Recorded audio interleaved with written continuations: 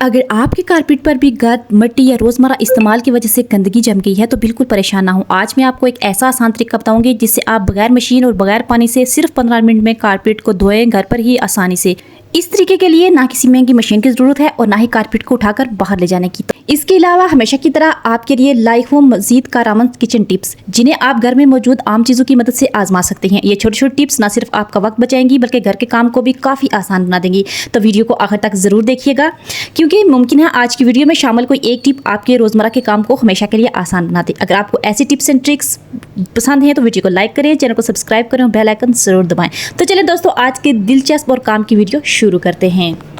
तो चलते हैं आज की टिप नंबर 1 की तरफ। तो यहाँ पे आप देख सकते हैं मेरे पास अंडे हैं, क्योंकि सुबह नाश्ते में अंडे तो हर कोई इस्तेमाल करता है, लेकिन समटाइम्स क्या होता है कि हमें अंडे की सिर्फ या तो जर्दी चाहिए होती है या सफ़ेदी चाहिए होता है। अगर दोनों चीज़ों को हम बराबर इस्तेमाल करते हैं, जर्दी टूटकर सफ़ेदी में मिक्स हो जाती है, तो इन दोनों को अलग करने का बहुत शानदार तरीका लेके आया हूँ। दोनों आपने अंडों को तोड़कर किसी भी प्लेट में रख लेना है और एक बोतल ले लेनी है। बोतल की मदद से कुछ इस तरह से जब बोतल को आप ऊपर से प्रेस करके जर्दी को उठाएंगे तो आराम से जर्दी सफ़ेदी से अलग हो जाएगी। अब आप चाहें तो सिर्फ जर्दी को इस्तेमाल करें, सिर्फ सफ़ेदी को इस्तेमाल करें, क्योंकि कभी कभी ऐसा होता है कि हमें जब अंडा फ्राई करना हो तो जर्दी टूट के सफ़ेदी में मिक्स हो जाती है और फिर पूरा अंडा हमारा ख़राब हो जाता है। तो इस तरह अगर आपकी जर्दी ख़राब हो भी जाती है तो उसको आराम से समेट लें और ऊपर बोतल की मदद से जर्दी को रख लें, तो आप देखें कि बहुत अच्छी तरह से आपका अंडा फ्राई हो जाएगा और इसकी जर्दी बिल्कुल टूटेगी भी नहीं और आप आराम से इसको एंजॉय भी कर सकते हैं। तो है ना ये मज़ेदार सी टिप, उम्मीद करती हूँ आपको ज़रूर पसंद आई होगी। बढ़ते हैं आज की अगली टिप की तरफ। तो अक्सर क्या होता है, बच्चे कोई भी टेप अपनी किताबों के साथ कुछ इस तरह से चिपका देते हैं। अब अगर बच्चों की किताबों के साथ या किसी भी किताब के साथ टेप चिपक गई है तो जब हम उसको उतारेंगे तो जाहिर बात है वर्क तो टूटेगा, फटेगा सही, लेकिन आपको एक ऐसी आराम टिप बताती हूँ जिसके बाद आप आराम से टेप को उतार सकते हैं। तो आपने क्या करना है, इसको खींचना नहीं है बल्कि ये जो टेप है इसके सिरों को पकड़ के आराम से खींचते जाना है। पेज को साथ नहीं खींचना, सिर्फ आपने टेप के सिरों को आराम से खींचते जाना है, जैसे कि आप वीडियो में देख रहे हैं। बहुत आराम से आप टेप को इस तरह उतार लेंगे, बुक भी नहीं फटेगी और टेप भी उतर जाएगी। तो ये देखें, बहुत आराम से मैंने टेप को उतार दिया है, किताब को कोई भी नुकसान नहीं पहुंचा और टेप भी उतर गई है। तो है ना ये भी शानदार सी टिप, छोटी छोटी टिप्स आपके बड़े बड़े काम हल कर सकती हैं। इसलिए हमारी रिक्वेस्ट होती है कि वीडियो को आखिर तक ज़रूर देखा कीजिए। आइए बढ़ते हैं आज की अगली टिप की तरफ। तो यहाँ पे मेरे पास इस तरह की बहुत सारी नलकियाँ हैं। तो समटाइम्स क्या होता है कि हमारे पास नलकियाँ जब कटी हमें रखी हुई होती हैं तो सारे धागे उलझ जाते हैं। अब हमें धागा ही नहीं मिल रहा होता और पूरी नलकी ख़राब हो जाती है। तो आपने क्या करना है, नलकियाँ लेके इस तरह से छोटा सा कट लगा लेना है नलकी के ऊपर। अब जो धागा आप इसका सिरा होगा तो आप उसको पकड़ के इस कट के ऊपर कुछ इस तरह से गुजार लें और फिर नलकी के साथ लपेट लें। 1 बाय 1 करके सारी नलकियों के साथ कट लगा के आप धागे को यूं करके रख लेंगे तो आपको जब भी नलकी चाहिए होगी उलझी हुई नहीं होगी, धागा आराम से आपको मिल जाएगा। वक्त ज़या नहीं होगा, ना ही हमारा धागा ज़या होगा। वरना तो अगर धागे उलझ जाएं तो फिर हमें काट के फेंकने पड़ते हैं। इस तरह से हमारे पैसों की ज़या भी होता है, वक्त भी ज़या होता है। तो आप इस तरह करके सारी चीज़ें अच्छी तरह से अपनी नलकियाँ रख सकते हैं और अपने वक्त को भी अपने पैसों को भी बचा सकती हैं। उम्मीद करती हूँ ये टिप भी आपके लिए काफ़ी कारआमद होगी। तो आइए देखते हैं अगली टिप कौन सी है। जब भी हम अचार या जैम या इस तरह की कोई चीज़ भी लेके आते हैं, उसके ढक्कन ऊपर से इतने टाइट होते हैं कि हमसे खुलते ही नहीं हैं। फिर क्या होता है कि अगर ढक्कन ख़राब हो जाए तो फिर ज़ाहिर बात है सारी चीज़ ख़राब हो जाती है। तो आपने क्या करना है, एक टेप ले लेनी है, कोई भी टेप आप ले लें।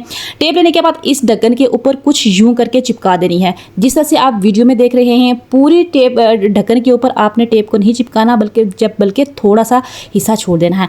अब आपने क्या करना है, आप इस टेप को ज़ोर से घुमाते जाना है, जैसे कि आप वीडियो में देख रहे हैं। जो आप घुमाते जाएंगे एकदम से जो है ना ढक्कन खुल के बाहर आ जाएगा।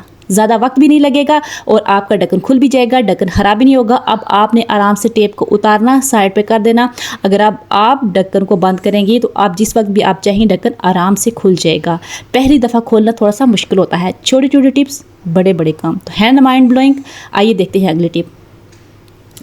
अगर आपके पास इस तरह की ऑयल की बोतलें खाली हो जाती हैं तो उनको फेंकना नहीं है, बल्कि आपने क्या करना है, इसमें एक मुट्ठी भर चावल डाल लेने हैं, थोड़ा सा इसमें सिरका डाल लेना है, साथ ही में विम आपने डाल लेना है, लेमन मैक्स जो भी आप यूज़ करते हैं वो आपने डाल लेना है और 3-4 टिश्यू को इकट्ठा करके आप इसके अंदर डाल लें। साथ साथ में आपने इसके अंदर थोड़ा सा गर्म पानी डाल लेना है।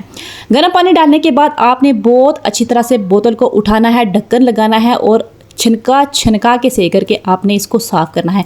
इससे क्या होगा कि बहुत अच्छी तरह से बोतल साफ़ हो जाएगी। आप इस बोतल में चाहे आप दाल रखें, चावल रखें, दाल चावल में कभी हवा नहीं लगेगी, और जब हवा नहीं लगेगी तो इसमें कीड़ियाँ नहीं आएंगी, इसमें सुसलियाँ नहीं पड़ेंगी, और चावल लंबे टाइम तक आप महफूज कर सकते हैं। तो है ना ये भी शानदार सी टिप। उम्मीद करती हूँ आपको ये भी पसंद आई होगी। इन चीज़ों को ज़ाया करने से पहले रीयूज़ ज़रूर किया कीजिए। आइए बढ़ते हैं अगले टिप की तरफ। यहाँ पे मेरे पास है एक डबल टेप। डबल टेप को मैं थोड़ा सा निकाल लूँगी और इसको लगा लूँगी मैं अपनी मशीन के नीचे वाले हिस्से में। होता क्या है कि जब हम नलकियाँ रख देते हैं, हम रख के भूल जाते हैं, हमें नलकियाँ मिलती नहीं हैं। तो डबल टेप को मशीन के नीचे वाले हिस्से में लगा के आप अपनी सारी नलकियों को यहाँ पे चिपका के रख दें, जैसे कि आप वीडियो में देख रहे हैं। अब होगा क्या, जिस कलर की आपको नलकी चाहिए होगी आराम से आप यहाँ से निकाल लेंगे। कोई धागा नहीं ख़राब होगा, कोई कुछ भी नहीं होगा, और वक्त भी बचेगा। जब भी आपको नलकी चाहिए होगी, जिस कलर की चाहिए होगी, बग़ैर ढूंढे आपके सामने होगी। आपको पता होगा कि आपने कहाँ पे नलकियाँ रखी हुई हैं। है ना ये भी शानदार सी टिप। उम्मीद करती हूँ आपको पसंद आई होगी। आपने ये जुगाड़ ज़रूर लगाना है अपने घर में। आइए देखते हैं आज की अगली कौन सी टिप है। तो यहाँ पे एक आपने कोई भी डिस्पोजेबल डब्बा ले लेना है, कोई भी बाउल ले लेना है, उसमें आपने डाल लेना है बेकिंग सोडा। साथ ही में 4-5 लौंग इसके अंदर डाल लेने हैं, और साथ ही मैं इसके डाल रही हूँ तेज़पात, जो कि हर घर में हर वक्त मौजूद होते हैं। इन सारी चीज़ों को डालना है और इस डब्बे को उठा के उस जगह पर ले जाना है जहाँ पर आपके घर में स्मेल आती है। मोस्टली ऐसा होता है कारपेट्स अगर आपने बिछाई हैं तो स्मेल आना शुरू हो जाती है, खासकर आजकल के मौसम में, या फिर किसी भी तरह की कोई भी स्मेल बाहर से अंदर आ रही है। तो आपने इस डब्बे को उठा के सोफे के नीचे, किसी टेबल के नीचे, किसी चारपाई के नीचे पीछे करके रख देना है, जहाँ से ये नज़र ना आए। होगा क्या कि सारी स्मेल ख़त्म हो जाएगी, आपका कमरा महका महका रहेगा और कोई भी बैड स्मेल नहीं आएगी, और ये सामने नज़र भी नहीं आएगा। उम्मीद करती हूँ आज की टिप ये वाली भी आपको बहुत पसंद आई होगी। आइए देखते हैं अगली टिप। हमारे साथ क्या मसला होता है कि अगर सुइयाँ हमारे पास बेशुमार पड़ी हुई होती हैं, लेकिन आगे से मुंह सबके ख़राब होते हैं। जब हमें चाहिए होती हैं तो ये काम ही नहीं करती। अगर आपके पास ऐसी सुइयाँ पड़ी हुई हैं तो आपने फेंकना नहीं है, बल्कि एक चाय छानने वाली छलनी ले लेनी है और उसके ऊपर सुइयों को अच्छी तरह से रगड़ के आपने रगड़ना है। चारों तरफ से बहुत अच्छी तरह से सुइयों को आपने रगड़ लेना है। थोड़ी देर के बाद आप देखेंगे कि आपकी सुइयां बिल्कुल ठीक होना शुरू हो जाएंगी। अब आपकी सुइयां कमाल हो गई हैं, नई सुई लाने की ज़रूरत नहीं है, बल्कि उसी को इस्तेमाल करें। अपने पैसों की भी बचत करें और अपने वक्त की भी बचत करें। आइए बढ़ते हैं आज की अगली टिप की तरफ।